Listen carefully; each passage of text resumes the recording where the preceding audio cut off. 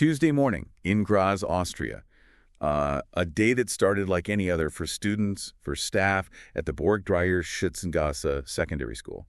Until, well, suddenly alarms just cut through everything. Sirens followed, and this place, a school, it became the scene of just an unimaginable tragedy. It's a really difficult subject, obviously, one that brought just profound grief to a whole community. It truly is. And, as we often see with events like this, the immediate shock, it very quickly leads to these searching questions. How could this happen here? What's behind an act like this? Right. And for this deep dive, you've brought us quite a collection of sources, initial news reports, capturing the chaos, the immediate aftermath, then discussions from the community, people grappling with the shock, and some early analysis trying to piece together potential factors, maybe the broader impacts. Yeah, exactly. And our goal, really diving into this material you've shared with us, is to try and move beyond just the headlines. We want to pull out those crucial insights, maybe connect some dots between different bits of information, and help you, the listener, understand the multifaceted picture that starts to emerge from your sources. And just that overwhelming sense of shock described in the material, it really highlights the devastating scale of what unfolded. Let's start right there then, with the core details of the event itself as they're presented in the sources you gathered. This incident, it took place at the BORG Dreierschutzengasse secondary school in Graz. Okay. The alarm was raised on a Tuesday morning, specifically around 10:00 local time. In reading those reports, the human cost is just... Yeah. It's heartbreaking. Yeah. Your sources indicate that at least 11 people lost their lives, and that includes the perpetrator. 12 others were injured, some described as critically injured. Yeah, initially the counts were slightly different, weren't they? I think 9 victims were reported at first, but then tragically another adult female died later. Oh, that's awful. And what's particularly tough is that 7 of the victims were pupils, students at the school. Yeah. It just brings the reality of where this happened, a school, into such sharp, painful focus. Absolutely. The sources identify the individual responsible as a 21-year-old Austrian national, and a detail that keeps coming up in the material is that he was a former student of this very school. A former student. Yeah, specifically mentioned as someone who had attended but didn't actually finish or graduate. The reports are pretty clear. He acted alone, and he died by suicide in a bathroom at the scene. And the weapons. The material specifies those too, right? It does. The sources confirm he used 2 guns, a pistol, and a shotgun. And what's a really critical detail highlighted in the reports is that these weapons were legally owned. Legally owned? Yes. Police confirmed he had what's called a Waffenbesitzkarte. Now, in Austria, that's a permit that allows gun ownership, but it doesn't automatically mean you can carry it in public. Different things. I see. Okay. And the response, how did that unfold according to the sources? Well, the immediate response, as detailed in your sources, seems to have been swift and pretty substantial. It indicates how seriously the authorities took it right away. Okay. There was a heavy deployment of police, special forces too. The school went into lockdown very quickly, followed by an evacuation. And reports noted the grounds were actually secured within an impressive 17 minutes of the initial alarm. 17 minutes. Yeah. And the sheer number of emergency personnel involved also really stands out in the material mentions. Over 160 Red Cross staff alone, plus crisis intervention teams mobilized to support everyone affected. Just a huge response. Okay, shifting gears just a bit.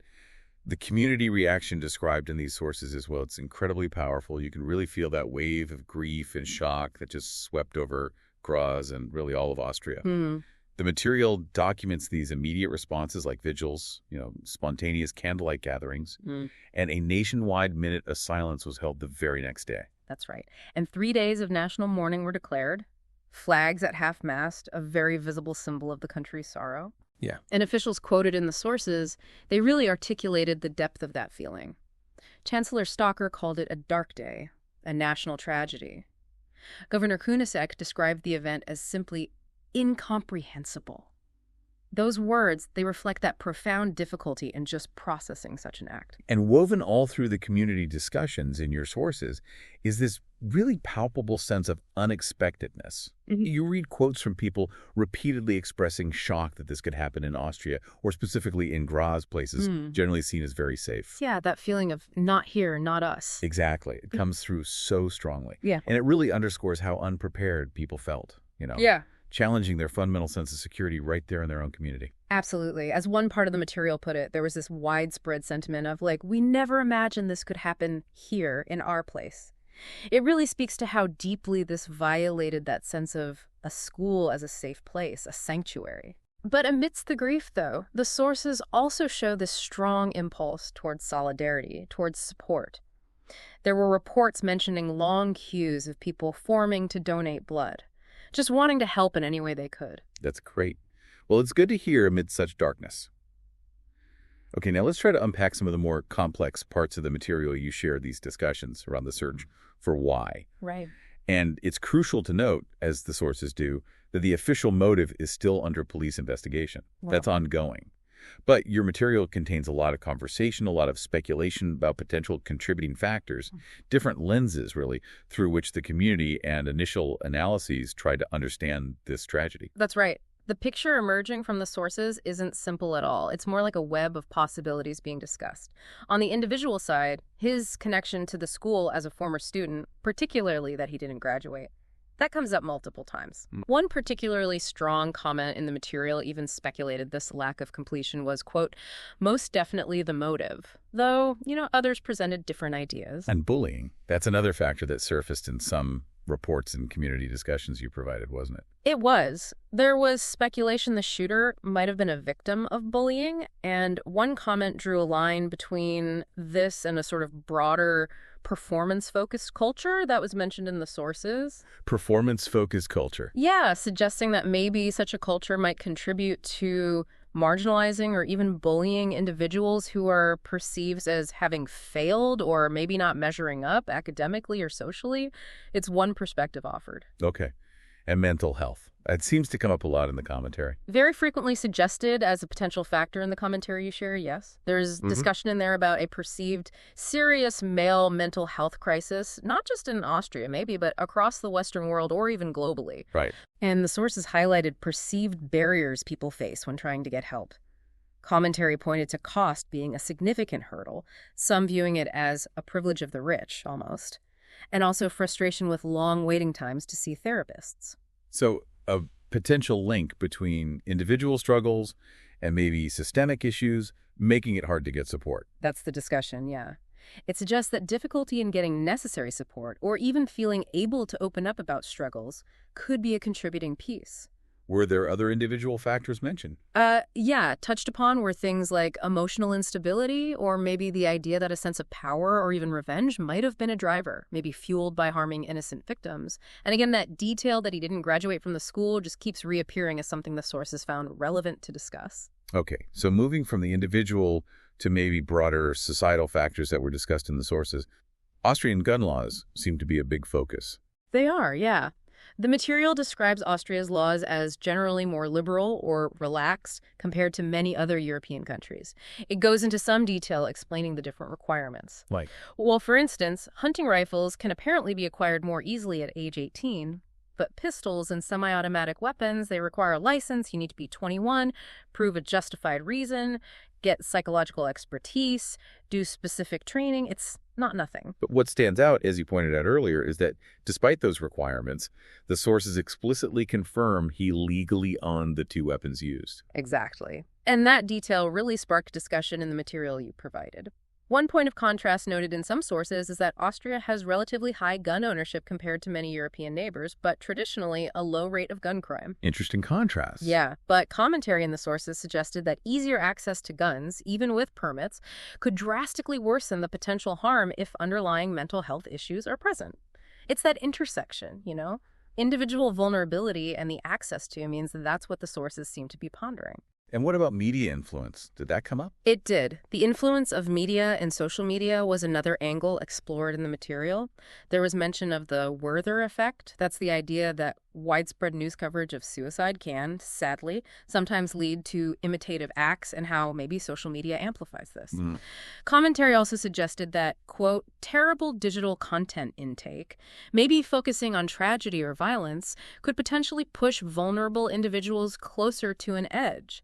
There was speculation that mass shootings, once they happen, might unfortunately inspire others. Some sources noted previous perpetrators were reportedly fascinated by earlier attacks. That's a chilling thought. And it connects back to that feeling of unexpectedness we talked about earlier, doesn't it? How so? Well, that feeling feeds into a societal point raised in the material. Yeah. The idea that because events like this are, thankfully, rare in countries like Austria, perceived as so safe, maybe European nations are collectively, quote, fundamentally underprepared. Ah, I see. Like this lack of perceived risk might mean less focus on identifying or reporting potential warning signs compared to places where these terrible events are more common. Potentially. And look, while staying strictly impartial, we should note, as the sources do, that one commenter did make a controversial link between the event and the political climate, specifically referencing a particular political party. Right, suggesting it fostered an environment of hate and bullying. Exactly. But it's really important, as noted in the sources themselves, that other commenters strongly disagreed with this perspective. They pointed out that similar, though rare, tragedies occurred in Austria before that specific party gained prominence.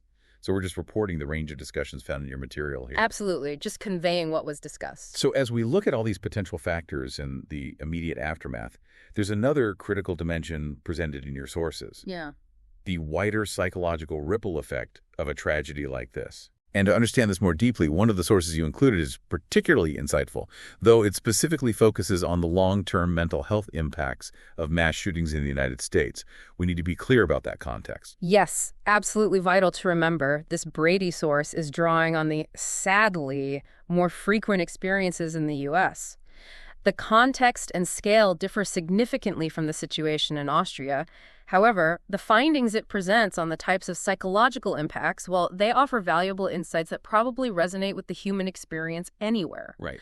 This source highlights that the effects are broad, they're varied, and they can be incredibly long-lasting, impacting not just direct survivors and families, but entire communities and even, the country's overall sense of well-being in the U.S. case. And the specific mental health consequences detailed in this U.S.-focused material are, well, they're severe. It notes very high rates of post-traumatic stress disorder, PTSD, especially right after the event, along with major depressive disorder, substance misuse, panic attacks. And the source emphasizes these conditions frequently overlap, which creates really complex challenges for recovery. Yeah. A particularly concerning finding from this U.S. source is the impact on children. It states they are especially vulnerable at a significantly higher risk of emotional trauma and PTSD.